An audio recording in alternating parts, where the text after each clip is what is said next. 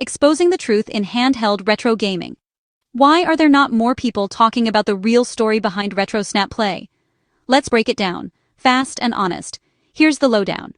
RetroSnap Play isn't a total scam, but it's definitely not a bargain.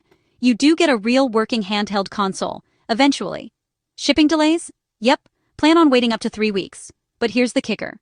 RetroSnap Play is just a rebranded R36S, a budget device you can grab online for about $30. RetroSnap?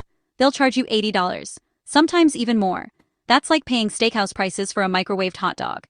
Performance? Solid for NES, Game Boy, even PlayStation 1. But if you want to play N64 or PSP games, get ready for lag city and some serious frustration.